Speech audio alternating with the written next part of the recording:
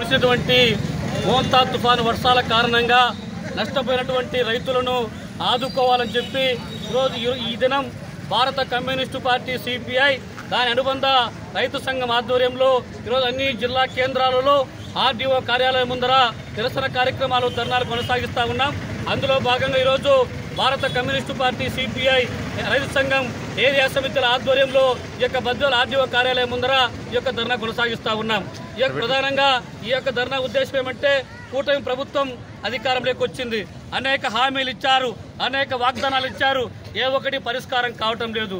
ఈరోజు మోంతా తుఫాను కారణంగా నష్టపోయినటువంటి నష్టమంతా కూడా అంచనా వేస్తే 9,000 కోట్ల రూపాయలు పైబడి 6,000 కోట్ల రూపాయలు పైబడి ఉంటే కేవలం 900 కోట్ల రూపాయలు మాత్రమే ఈ కేంద్ర ప్రభుత్వం చెల్లించింది.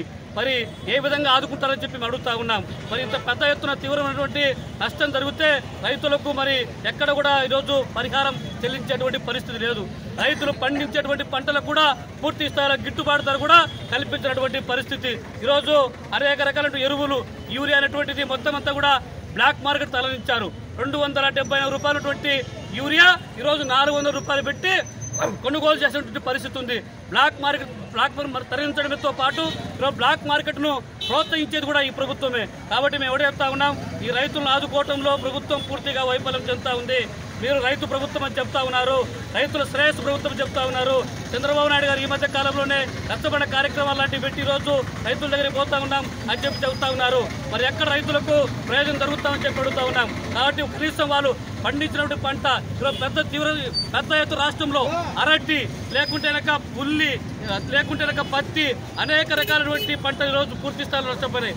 రైతులు పూర్తిగా రోడ్లపైకి వచ్చి టమోటా లాంటి వాటిని రోడ్లపైన పడేస్తున్నటువంటి పరిస్థితులు మనకు కనబడతా ఉన్నాయి. మరి ఏ ఒక్క రైతును కూడా ఈరోజు లక్షల రూపాయలు ఖర్చు పెట్టి వెచ్చించినటువంటి రైతులకు కన్నీరు తప్ప, లేకుంటే ఆత్మహత్యలు తప్ప మరో మార్గం లేదని చెప్పి కనబడతా ఉంది. కాబట్టి ఇప్పటికైనా కూటమి ప్రభుత్వం ఆలోచించాలి, ఈ రైతాంగాన్ని ఆదుకోవాలి, రైతులకు గిట్టుబాటు ధర కల్పించాలి. నష్టపోయిన ప్రతి ఒక్క రైతుకు ఎంతవరకు పూర్తి స్థాయిలో నష్టపరిహారం చెల్లించే వరకు అవిశ్రాంతమైనటువంటి పోరాటం చేస్తామని చెప్పి ఈ సందర్భంగా తెలియజేస్తున్నాను.